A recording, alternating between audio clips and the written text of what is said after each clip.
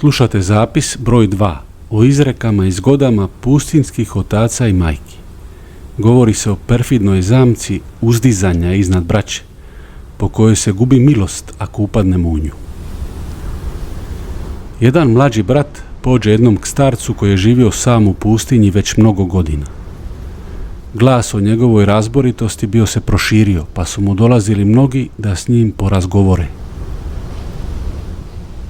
Brat je sjeo pred njega i razgovarali su dugo. O molitvi, o ratu s mislima, o nemiru srca, o tome kako se čovjek lako zavarava misleći da je nešto postigao. Starac je govorio malo, a više slušao kako ima običaj. Kad dođe vrijeme ručka, starac izvadi jedan mali kruščić, suh i tvrd, kakav je jeo već 30 godina, i položi ga pred sebe. Jer mu je to bilo pravilo, jedan kruščić na dan, ni više ni manje.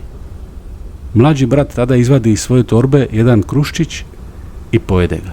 Zatim izvadi i drugi i pojede. Potom treći, pa četvrti i sve ih pojede. Starac je to promatrao šutke.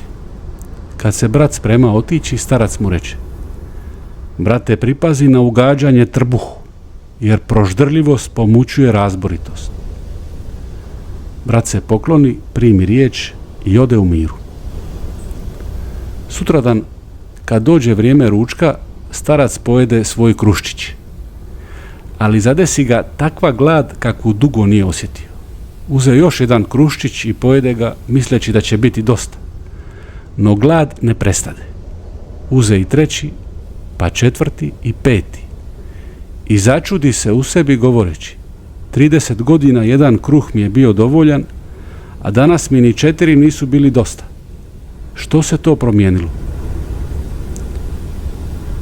Tada sjede i poče ispitivati svoje srce i spozna da je sve ove godine imao milost posta i da ga je ta milost napustila onog trenutka kad je osudio brata.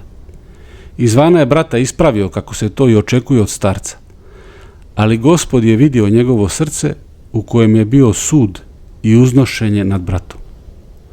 Zaplače tada starac i reče: ja sam mislio da postim, a zapravo me nosila milost.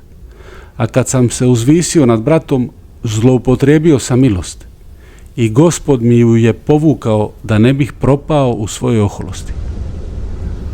Govorio je kasnije još i ovo onima koji su dolazili k njemu: mi u pustinji malo jedemo, a mnogo bdijemo nad mislima, rukama svojim pletemo košare i od onoga što zaradimo uzmemo tek koliko treba za najnužnije, a ostalo dijelimo. Ali ako se u srcu uzoholimo, sav naš trud postaje prah. I dodavao je: milost prebiva ondje gdje čovjek zna da ništa nema što nije primio.